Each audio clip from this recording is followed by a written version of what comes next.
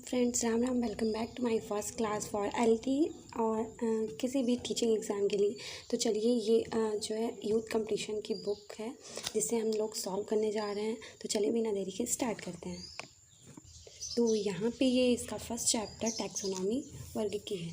तो पहला क्वेश्चन है वर्गीकरण का सिद्धांत से प्रिंसिपल ऑफ क्लासिफिकेशन। तो पहला क्वेश्चन पढ़ते हैं। दिया गया है विटेकर द्वारा प्रोकैरियोटिक जीवों को किस संघ में रखा गया है। तो इसका आंसर है मोनेरा।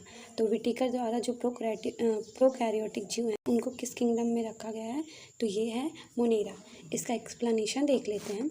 R.H. विटेकर द्वारा दिए गए 5 संघीय वर्गीकरण 1969 में प्रोकैरियोटिक जीवों को संघ मोनेरा में रखा गया है। जो वे जीव जिनमें कोई सुविकसित केंद्रक नहीं होता है और जिनमें कोशिकांग नहीं होते हैं प्रोकैरियोटिक जीव कहलाते हैं। इन जीवों की कोशिका यूकैरियोटिक जीव की कोशिकाओं की तुलना में बहुत छोटी होती है। मोनेरा के अंतर्गत आने वाले जीव हैं बैक्टीरिया, साइनोबैक्टीरिया, आर्कीबैक्टीरिया, माइकोप्लाज्मा आदि। अब सेकंड क्वेश्चन देखते हैं। सेकंड क्वेश्चन है 5 जगत विभाजन के अनुसार प्रोटोजोआ को रखा गया है। तो किसमें रखा गया है? प्रोटिस्टा में। इसका एक्सप्लेनेशन है 5 जगत विभाजन के अंतर्गत प्रोटोजोआ को प्रोटिस्टा जगत में रखा गया है। इन 5 जीव जगतों का तुलनात्मक अध्ययन इस प्रकार है। यहाँ पे इसके और डिटेल में दिया गया है। तो ये है जगत, यहाँ है कोश के संगठन और कोशिकाओं की किस्म, और नेक्स्ट है गमन की क्षमता एंड पोषण, जनन, सदस्य। तो फर्स्ट में हम देखते हैं मोनेरा में क्या है। तो एक कोश के पूर्व केंद्र के प्रमुख कोशिका अंगक अनुपस्थित। इसमें कसाब की सहायता से गमनशील, पोषण है प्रकाश संश्लेषण या अवशोषण द्वारा रसायन संश्लेषण, एंड जनन है अलैंगिक विखंडनी जनन, एंड लास्ट है सदस्य। तो जीवाणु एवं नीले हरे सवाल। बाकी ये सब आप लोग ध्यान से देख लीजिए एंड पढ़िएगा। प्रोटिस्टा, पंजाई, पादप, जंतुका ये। एंड अब आगे बढ़ते हैं। इसका तीसरा क्वेश्चन है वर्गीकरण की उच्चतम कोटि क्या है। तो वर्गीकरण की उच्चतम कोटि किंगडम है, जगत। वर्गीकरण की उच्चतम कोटि जगत किंगडम है, जिसका अवरोही क्रम इस प्रकार से है। जगत मतलब किंगडम, संघ, फाइलम अथवा विभाग, डिवीजन, पादपों में वर्ग, क्लास, गण, ऑर्डर, कुल, फैमिली, वंश, जीनस एंड जात, स्पीसीज। एक निश्चित योजना और क्रम के अनुसार जीवों के श्रेणी विन्यास की विधि को ही विभाजन कहते हैं। एंड फोर्थ क्वेश्चन है माइकोप्लाज्मा किस जगत से संबंधित है। तो ये मोनेरा से है। इसका एक्सप्लेनेशन है माइकोप्लाज्मा को मोनेरा जगत के अंतर्गत रखा गया है। मोनेरा जगत में सभी प्रोकैरियोटिक तथा एक कोशिकीय जीव को रखा गया है, जैसे बैक्टीरिया, जीवाणु बैक्टीरिया, रिकेट्स, माइकोप्लाज्मा, आर्कीबैक्टीरिया तथा प्रकाश संश्लेषण करने वाले इस प्रक्रिया में ऑक्सीजन निकालने वाले बैक्टीरिया ऑक्सीफोटोसंश्लेषी कहलाते हैं। एवं साइनोबैक्टीरिया, जिन्हें नीले हरे शैवाल भी कहते हैं, भी इसमें सम्मिलित हैं। फिफ्थ क्वेश्चन है ऐसे जंतु जिनमें मुख का विकास गुदा ब्लास्टोपोर के विपरीत होता है कहलाते हैं। तो वो क्या कहलाते हैं? ड्यूटेरोस्टोमिया। इसका एक्सप्लेनेशन देखते हैं। पहले हम प्रोटोस्टोमिया के बारे में जानते हैं, जो ऑप्शंस में दिए गए थे। तो ये होता है जीवों का वह समूह है जिनमें एक बाहरी गुदा का निर्माण होता है। भ्रूणीय अवस्था में पहले ये मुख गुहा के विकास के लिए जाने जाते थे, परंतु अब इनमें ये अवस्था मुख और गुदा की अंतर रिवर्स परिवर्तनशील है। उदाहरण निमेटोड, आर्थ्रोपोडा, फ्लैटफॉर्म, एनालिडा और मोलस्का में ये प्रायः द्विपक्षीय समरूपता भी दर्शाता है। एंड सेकंड जो इसका आंसर है ड्यूटेरोस्टोमिया, इनमें मुख से पहले गुदा का निर्माण होता है।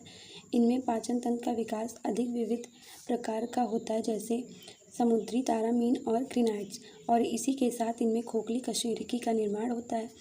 तीसरा है ये पैराजोआ, ये पोरीफेरा और प्लाकोजोआ जीवों का समूह है जो छिद्र युक्त शरीर वाले होते हैं। इन्हें पोरस एनिमल भी कहते हैं। प्रोटिस्टा, ये एक कोश के जीव होते हैं, जैसे कवक, अमीबा, यूग्लिना, प्लाज्मोडियम और स्लाइम मोल्ड। इनमें प्रकाश संश्लेषण और अवशोषण की क्षमता होती है। पराशरण अथवा वितरण विधि द्वारा ये उत्सर्जन भी करते हैं। 6 क्वेश्चन है शब्द बायोलॉजी किसने प्रस्तुत किया। तो ये मोस्ट पीपल को तो पता ही होगा, लैमार्क ने। तो इसका है शब्द बायोलॉजी लैमार्क और ट्रेविरेनस के द्वारा 1802 में प्रस्तुत किया गया था। यह विज्ञान की वह शाखा है जिसके अंतर्गत सजीव सजीव कोशिकाओं और उनकी गतिविधि का अध्ययन किया जाता है। एरिस्टोटल को बायोलॉजी का पिता कहा जाता है। ये 384 से 322 BC। 7 क्वेश्चन है, शाकाहारी समुद्री स्तनधारी गण से संबंधित है, तो ये है सिरेनिया। अब इसका देखते हैं, गण सिरेनिया क्या होता है। सामान्य नाम शाकाहारी स्तनधारी होते हैं। मजबूत शरीर के साथ साथ इनके छोटे बालों वाली चमड़ी होती है। 2 नथुने और फ्लिपर भी होते हैं। क्षैतिज छोटी पूंछ भी होती है। गण सिटेशिया सामान्यतः व्हेल और डॉल्फिन के ये सबसे विशालकाय स्तनधारियों की श्रेणी में आते हैं। प्राय शरीर पर मोटी त्वचा और बाल नहीं पाए जाते। इनमें कोई सीबेशियस ग्रंथि नहीं पाई जाती है। 2 से 9% ज़्यादा मायोग्लोबिन इनके मांसपेशियों के ऊतक में पाया जाता है। इनमें एस्टोरस साइकिल देखने को मिलता है।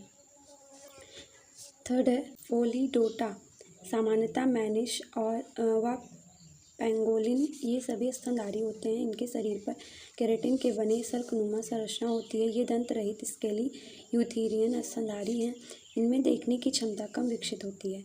एंड 4th है आर्टियोडैक्टाइला सामान्यतः इसमें कुछ उंगलीदार व खुरदार जीव आते हैं। भेड़, दरियाई घोड़ा, गाय, भैंस, सूअर, बकरी, ऊँट, हिरण आदि। 1 क्वेश्चन है, प्रोटेरोस्पोंजिया किस वर्ग का प्राणी है, तो ये है ऑप्शन बी कोइनोफ्लैजिलेटा। इसका एक्सप्लेनेशन है, प्रोटेरोस्पोंजिया कोइनोफ्लैजिलेटा समूह का जंतु है।